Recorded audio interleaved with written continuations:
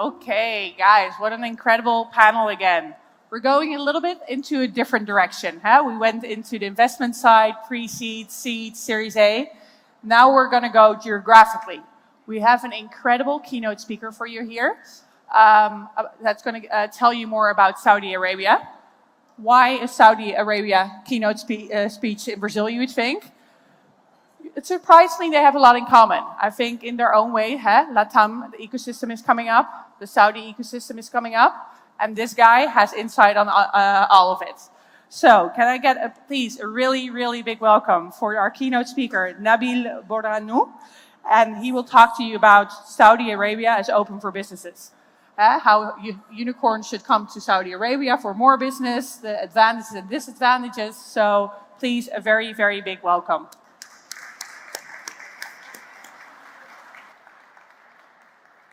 So I've been trying to practice, so excuse me if I make any mistake, but bom dia pessoal, so that's my understanding. So just to give you a quick brief, what I'm talking about is actually some opportunity for Brazilian startups that can get to Saudi Arabia. And pretty quick, and hopefully this works, okay? Just to give you a background of Graphene Ventures. So we're actually headquartered in Palo Alto in California. In Silicon Valley, we're pretty much close to the innovation. We've formed almost 19 funds. We've deployed closer to $300 million. And obviously with almost 27% IRR, so that's what we claim. And on top of that, one of the main things that we believe it's an unfair advantage that we have, and I don't know what's happening here, but hopefully this works. Anyways, so part of the unfair advantage until this is fixed. Oh, okay. I don't know. Okay. So what we believe is that we have a triangle of markets where we operate. We operate in the US, and then happens to be that Brazil is our second largest market, and we also operate in MENA. And the reason why we're doing this, we operate in the US because it's the largest economy in the world. Brazil happens to be that it's the largest economy in LATAM.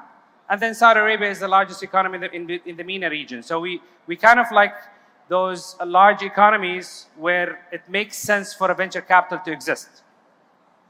And as we can see, like if we look into the LATAM market, we have 660 million people from a population point of view, 5 trillion as GDP. Then we basically see that MENA region has 715 million people with 3.8 trillion. So it actually shows that there is some concentration. This concentration in the MENA region is actually in the Gulf countries, speaking about Saudi Arabia, Kuwait, UAE, Qatar, Bahrain, and Oman. And this, with that in mind, we actually look into the GDP per capita. As a startup, you would want to know what kind of a market you have if you're expanding to somewhere else. If you look into the Saudi Arabian market, it's expected to be ranked 4th between now and 2028. Brazil is 16th. You see there is a large number. Yes, from a population aspect, Saudi is almost 15% of the Brazilian population. If you have 206 million in Brazil, you probably have 32 million in Saudi Arabia. So, but the difference is you have two main things that you want to focus on. One is a high purchase power. And two is you have a currency that is pegged to the dollar. And I know that there is an inflation issue that is happening in LATAM in general. So the dollar that you get out of a user in the Middle East is actually multiplier of Brazilian real that you would get out of a user in here. And as you can see, we do like Brazil. It's our second largest portfolio, second largest exposure. We've seen that there is 45 unicorns out of LATAM. We strongly believe that you can create much more by expanding to other regions. Now, when you're thinking to expand as a Brazilian company, you might, most of the time, the first thing that comes up to my mind is we have to go to the US.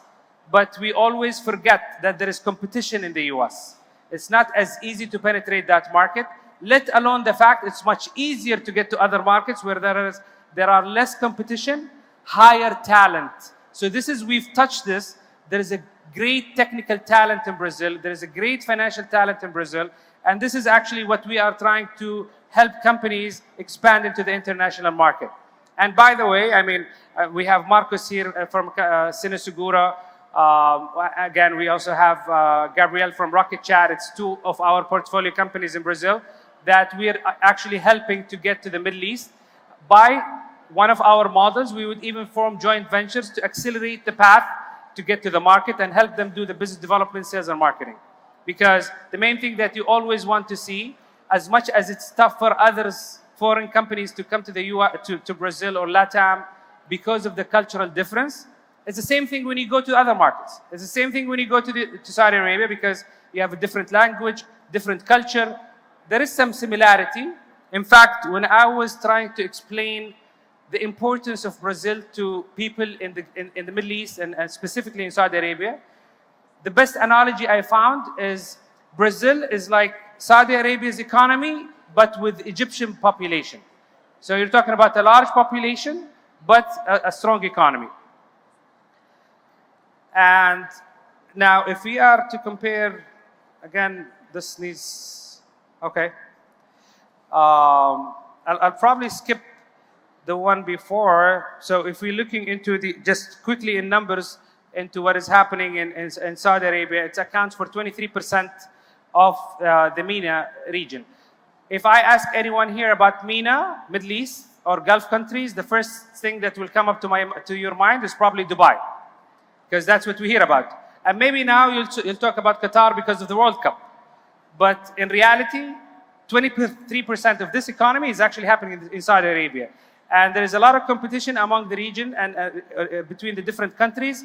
However, you can be set up anywhere. If you can see here on the numbers, you probably see that there is 5,600 companies in UAE.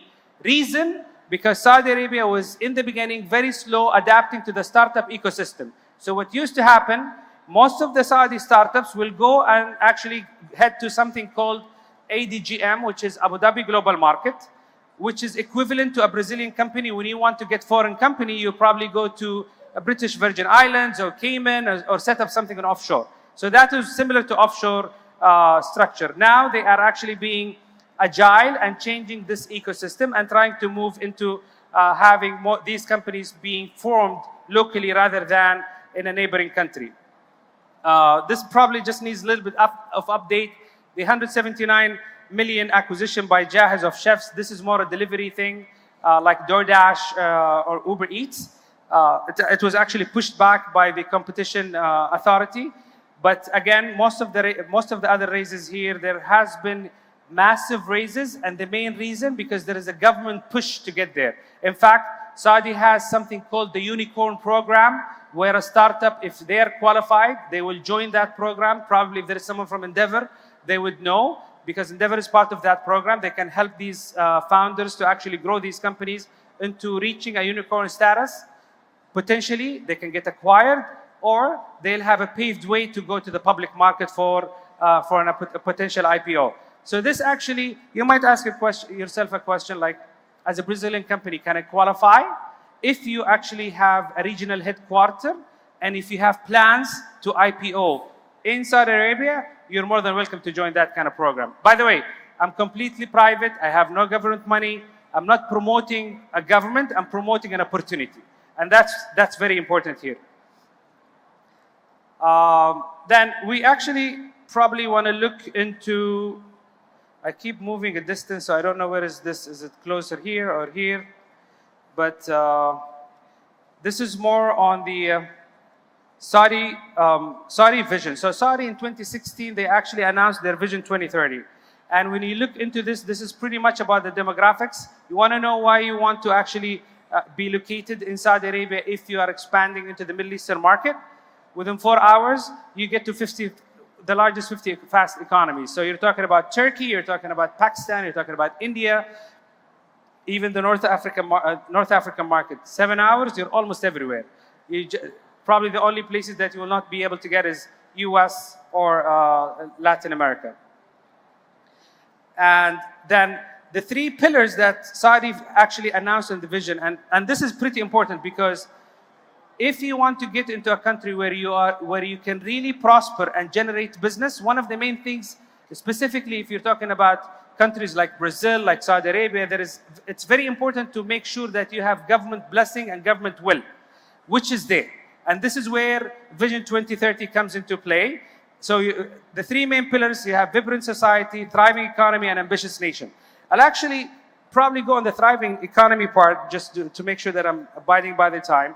And if you can see that the non-oil exports, the target by 2030 was 50%. Guess what? They already achieved that in 2023, which shows that there is a huge government will to reach these goals within the time that is being specified. Some people probably are, again, and this is, by the way, from my Brazilian team. I have almost 8 Brazilian team members on in Graphene. Most of the time when they were coming to Saudi for the first time, it was kind of like asking a lot of questions. And the reason, the perception they have is from media. And again, media is biased. For me as an investor, I honestly don't care about media. I care about numbers. And that's the main thing that I'm after, because political games can always be there. But I guess for all of us, what we are trying to make as entrepreneurs, we want to change the world. We want to bring the world together. And that's one thing that we need to focus on. Some numbers, actually, it's pretty much, some of it is even changed now. If you look into the having a low debt, Saudi is actually moving into debt because they do believe that they have a very low threshold. The goal is to reach 45% of the GDP of the country, which is pretty good because it makes it more of a robust economy. And again, we've talked about the GDP per capita, which is pretty much important for you to make sure that you have a strong purchase power from a user aspect. And then, which is the last but not least, actually, we're talking about a very solid banking sector. Why is this important? Because if you want to get to this market, you want to make sure that financing is available. You want to make sure that you have one main thing. If I'm getting my money in, can I get my money out? Yes. Saudi has no limitations. You can wire $1 billion in, you can wire $1 billion out. Nobody's going to ask you any questions. And not where the money, obviously, as long as it's legal. And then you have a very strong and growing capital market. One of the main things in the capital market in Saudi, most of the companies are actually owned by PIF, the Sovereign Wealth Fund, Public Investment Fund. Yet, there is a very strong tendency, because for a very long time, most of the companies in the market was kind of controlled by a smaller group, which is now being democratized to the basically largest number. As we can see, I know that there is a pretty sizable fintech companies in Brazil. I think there's a huge opportunity when it comes to fintech, specifically if you're focusing on certain corridors or certain tunnels. Again, you need to analyze the market. The market is pretty much open. It's very easy to actually list a company and get into the market. Investment opportunities are there. Investors, there's many funds, because the government have been actually creating funds from the government to venture capitals for them to invest in companies. And obviously, so long as you are willing to open that angle into the local market, they would be flexible in funding you. So one big mistake that some actually does, they would reach out to venture capitals in Saudi Arabia asking them for money. But you need to know, if those guys actually are, their LP is a government entity, there is a mandate. This company has to have a corner or an angle of play in Saudi Arabia. So if you want to get there, keep this in your mind while you're doing it. From a competitiveness aspect, I think you have a cost efficiency advantage. I mean, the cost here is way lower than the cost in operating in Saudi Arabia. So always keep in mind that you have an advantage when it comes to that. And finally, you can set up your business in 24 hours. Actually, an ease of regulation and access to financing, that's also pretty straightforward. And the last thing that I can tell you, I mean, there is a program called the Regional Headquarter. You can actually get tax breaks. You can get, it's funny, if you actually transfer to Saudi, it goes to the level that the government will help you get an apartment. They will help you get a car. They will help you, basically, they'll help you to set up yourself into the market.